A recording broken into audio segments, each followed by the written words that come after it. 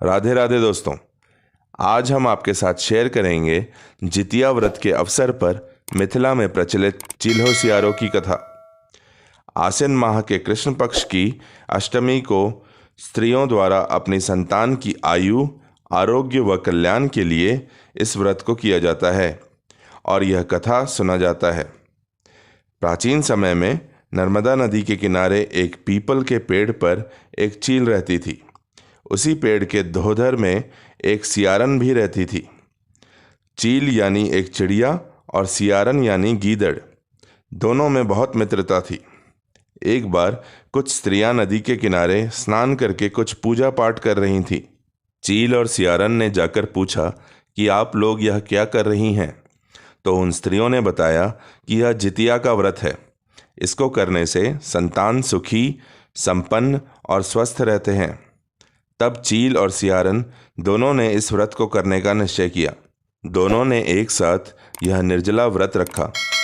पूरे दिन दोनों बिना खाए पिए रहे। रात होने पर दोनों को नींद नहीं आ रही थी।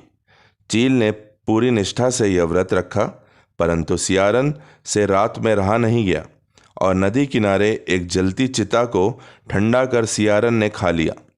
हड्डी चबाने की आवाज़ सुनकर चील ने सियारन से पूछा कि ये कैसी आवाज़ है?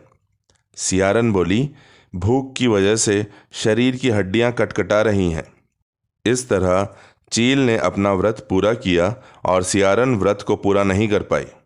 सुबह दोनों नदी में स्नान करके किनारे पड़े अक्षत और केराव खाकर व्रत का पारण किया। अगले जन्म में चील और सियारन दोनों एक ब्राह्मण के घर में बहनों के रूप में पैदा हुई। बड़े होकर दोनों की शादी होती है।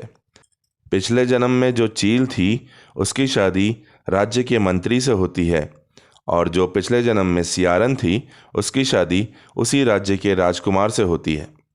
दोनों के बच्चे होते हैं। चील के 7 बच्चे होते हैं और एकदम स्वस्थ रहते हैं। सियारन के जितने बच्चे होते हैं जन्म के कुछ दिनों में ही मर जाते थे। अपनी बहन के बच्चों को जीवित देख सियारन को बहुत ईर्ष्या होती है।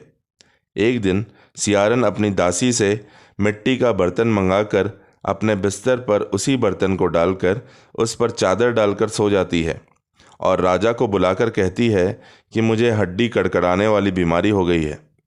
राजा वैद्य को बुलाने का सोचते हैं, परंतु सियारन कहती है कि यह बीमारी किसी वैद्य से ठीक नहीं होगी। मुझे अपनी बहन के 7 बेटों का सर लाकर दो तो यह बीमारी ठीक होगी। यह सब सुनकर राजा दुखी होकर बैठ जाते हैं। फिर मंत्री आकर राजा से पूछते हैं कि उनके दुख का कारण क्या है। राजा से पूरी बात सुनकर मंत्री अपनी पत्नी के पास जाकर यह बात बताते हैं। तो चील यानी मंत्री की पत्नी कहती है कि ठीक है, मेरे 7 बेटे का सर काटकर दे दीजिए। इस तरह मंत्री अपने 7 बेटों का सर काटकर राजा को दे देते हैं। रानी यानी सियारन यह देख बहुत प्रसन्न होती है। इधर चील के 7 बेटों की लाश जंगल में पड़ी होती है। जितवाहन भगवान भ्रमण के लिए निकलते हैं तो इन लाशों को देखते हैं। तब जितवाहन भगवान उन पर अमृत छिटक कर 7 को पुनः जीवित कर देते हैं। रानी को यह पता चलता है तो रानी राजा को कहती है कि आपसे झूठ कहा गया है और वह 7 जीवित हैं। मेरी बीमारी भी ठीक नहीं हो रही है। राजा फिर चिंतित हो मंत्री को सारी बात बताते हैं। मंत्री फिर से अपनी पत्नी की रजामंदी लेकर अपने 7 बेटों का सर राजा को भेज देते हैं, परंतु फिर से जितवाहन भगवान भ्रमण के दौरान उन लाशों के ऊपर अमृत छिटक कर जीवित कर देते हैं। तीसरी बार जब रानी फिर वही बात दोहराती है तब मंत्री की पत्नी यानी चील को गुस्सा आ जाता है और वह पंचायत बुलाती है, क्योंकि उसे पिछले जन्म की सारी बातें याद थी। पंचों को पिछले जन्म की जितिया व्रत रखने की सारी बातें बताती है कि कैसे उसने पूरी निष्ठा से वह व्रत किया था और सियारन यानी रानी ने व्रत बीच में ही तोड़ दिया था। इसी व्रत के कारण मेरे सभी बेटे जीवित हैं और रानी के सभी बच्चे मृत हो जाते हैं। फिर पंचों को उसी पेड़ के पास सियारन की गुफा दिखाती है जहाँ हड्डी पड़े मिलते हैं। अब सियारन को भी पिछले जन्म की पूरी बातें याद आ जाती हैं। उसे अपने किए पर पछतावा होता है और तब वह जितिया के व्रत को पूरी निष्ठा से करने का संकल्प लेती है। जितिया के व्रत करने से उसके बच्चे जीवित, स्वस्थ और दीर्घायु होते हैं।